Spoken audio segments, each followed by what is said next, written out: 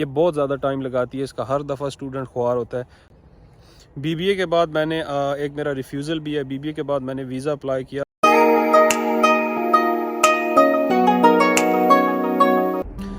अस्सलाम वालेकुम जी, I hope you all are doing very good. सब लोगों को एक नई वीडियो के साथ अपने यूट्यूब चैनल पे वेलकम करते हैं। आज की वीडियो मोस्टली जो नए स्टूडेंट्स जनवरी इनटेक में आने वाले हैं, ये उनके लिए, या जो भी स्टूडेंट्स इसके बाद आएंगे। तो इस वीडियो में मैं मास्टर्स का प्रोसेस शेयर करूँगा, क्या क्या प्रोसेस आपको करने पड़ते हैं और क्या क्या स्टेप्स आपको लेने चाहिए जिससे आप अपने यूके में मास्टर्स के लिए अपनी डिग्री करने के लिए आ सकते हैं। यूके आने से पहले मेरी जो क्वालिफिकेशन थी, मैंने MBA किया हुआ था capital university of science and technology Islamabad से, जो कि पहले माजू हुआ करती थी।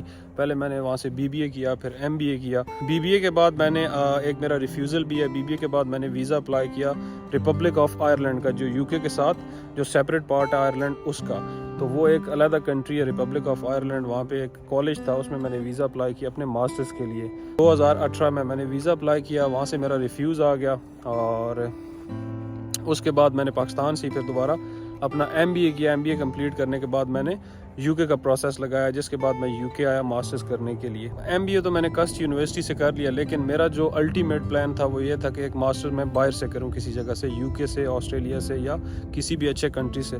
तो UK comparatively English speaking country है। ऑस्ट्रेलिया का उस टाइम मेरे ख्याल में थोड़ा सा प्रोसेस भी डिफ़िकल्ट था और उस टाइम कोविड में उनके बॉर्डर्स भी बंद थे। तो मैंने यूके का प्रोसेस लगाने के लिए, एक मेरे दोस्त हैं, कंसल्टेंट हैं, उनसे मैंने बात की। उन्होंने मुझे यूनिवर्सिटीज़ की कुछ ऑप्शन दी, कुछ मैंने खुद सोची और 4-5 यूनिवर्सिटीज़ में मैंने अप्लाई कर दिया अपने masters in international human resource management के लिए। 1 महीने के बाद यूके की यूनिवर्सिटीज़ से 3-4 यूनिवर्सिटीज़ से मुझे ऑफ़र्स आ गए, जिसमें से मैंने यूनिवर्सिटी ऑफ वेस्टमिंस्टर को सेलेक्ट किया।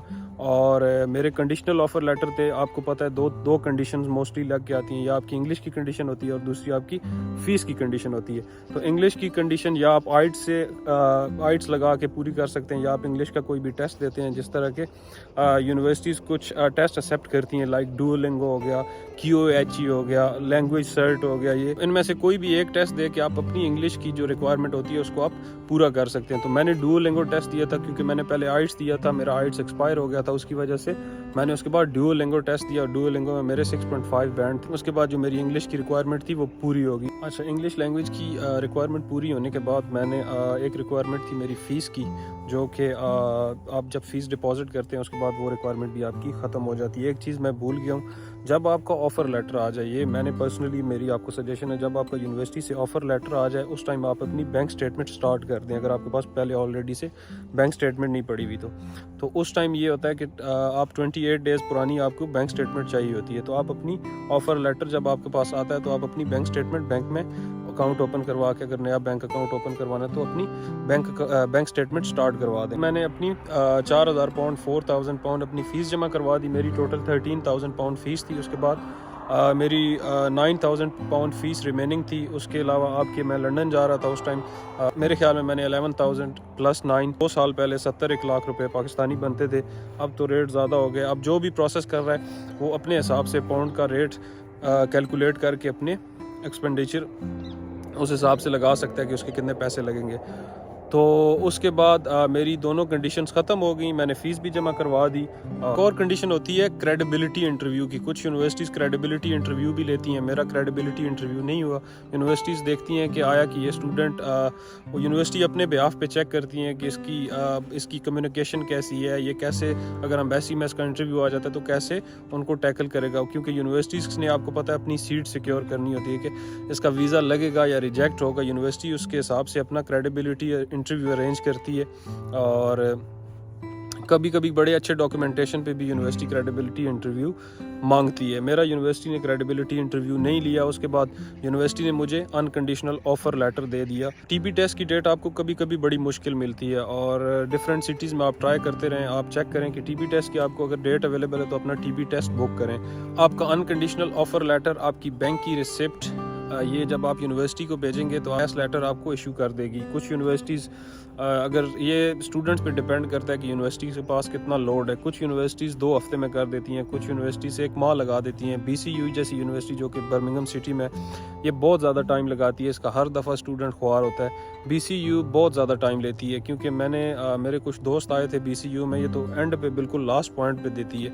और कुछ यूनिवर्सिटीज़ काफ़ी अच्छा प्रोसेस होता है, क्योंकि यूनिवर्सिटीज़ यहाँ कई ऐसी यूनिवर्सिटीज़ हैं जो इंटरनेशनल जो उनके स्टूडेंट्स होती है उसको लेके बड़ा सीरियस होती हैं और बड़ा जल्दी रिस्पांस देती हैं। मेरी यूनिवर्सिटी में कैश डालने की रिक्वेस्ट के कोई 3 दिन बाद मेरा कैश आ गया और मैं बड़ा खुश था कि बड़ा जल्दी कैश आ गया मेरा, क्योंकि यूनिवर्सिटी उस टाइम भी बहुत टाइम ले रही थी। 3 दिन में मेरा कैश आ गया। उसके बाद मुझे अपॉइंटमेंट नहीं मिल रही थी, क्योंकि बहुत ज़्यादा रश था उस टाइम भी। और सडनली ईद के दूसरे दिन, उसके 10 दिन बाद ईद थी जिस दिन मेरा कैश आया, तो मेरी एप्लीकेशन तो पुट होगी। उसके बाद सडनली कुछ ऐसा हुआ कि काफ़ी सारी अपॉइंटमेंट निकली ईद के दूसरे दिन, तो मुझे अपॉइंटमेंट भी मिल गई और मैंने ईद के दूसरे दिन ही जाके अपना केस सबमिट करवा दिया। जब आपकी यूनिवर्सिटी के सारे प्रोसेस हो जाते हैं, आपका कैश वगैरह आ जाता है और आप वीज़ा अप्लाई करने के लिए जाने लगते हैं, उससे पहले आपको वीज़ा एप्लीकेशन फ़ीस देनी पड़ती है और आपको इंश्योरेंस फ़ीस देनी पड़ती है। इंश्योरेंस फ़ीस और वीज़ा एप्लीकेशन फ़ीस दे के आपको VFS में एक अपॉइंटमेंट मिलती है और उसके बाद आप अपना वीज़ा अप्लाई करते हैं। VFS में कुछ लोग ऑनलाइन डॉक्यूमेंट सबमिट करते हैं और कुछ लोग वहाँ पे जाके फ़िज़िकली अपने डॉक्यूमेंट सबमिट करवाते हैं। तो इसकी कुछ फ़ीस है, 26 पाउंड या 30 पाउंड फ़ीस है। आप वो फ़ीस पे करके अपने डॉक्यूमेंट्स, मैंने वहाँ पे जाके अपने डॉक्यूमेंट्स दिए थे और कुछ फ़ीस जमा करवाई थी। उसके बाद वहाँ पे काउंटर पे आपको एक रिसिप्ट दे देते हैं, आपका नंबर आता है, आपके डॉक्यूमेंटेशन सबमिट होते हैं। उसके बाद आपके फिंगरप्रिंट्स होते हैं। कोई इंटरव्यू मेरा नहीं हुआ। उसके 14 दिन बाद मुझे वीज़ा ग्रांट हो गया और वीज़ा ग्रांट होने के बाद आप सबको मैं एक सजेशन देता हूँ, जब आपका वीज़ा आ जाए उसके ऊपर आपका टाइम लिखा हुआ होता है कि आप इस डेट के बाद ट्रैवल कर सकते हैं, तो जितना जल्दी हो सके अपना ट्रैवल करके आ जाएं, क्योंकि आपको यहाँ पे आके अपनी रिलेशन का भी कोई सॉर्ट आउट करना होता है, आपने जॉब भी देखनी होती है, तो जितना जल्दी हो सकता है आप अपने डॉक्यूमेंटेशन पूरी करके यहाँ पे आ सकते हैं। तो ये सारा प्रोसेस मैंने अपना जो UK का स्टडी वीज़ा के लिए किया, ये सारी मैंने अपनी आपको स्टोरी बताई। अगर मेरे से कोई बात मिस हो गई या कोई मैं नहीं आपको बता सका तो आप कमेंट बॉक्स में मुझसे कोई भी चीज़ पूछ सकते हैं, तो मैं आपको वहाँ पे अगर कोई चीज़ मैं मिस कर गया हूँ तो मैं आपको एक्सप्लेन कर दूँगा। तो दोस्तों, मेरी अगर वीडियो आपको अच्छी लगे और अगर आप समझते हैं कि आपकी इस वीडियो से हेल्प हुई है तो मेरा चैनल सब्सक्राइब कर दें और वीडियो को लाइक कर दें। नेक्स्ट वीडियो में मिलेंगे जी। Thank you so much. अल्लाह हाफ़िज़।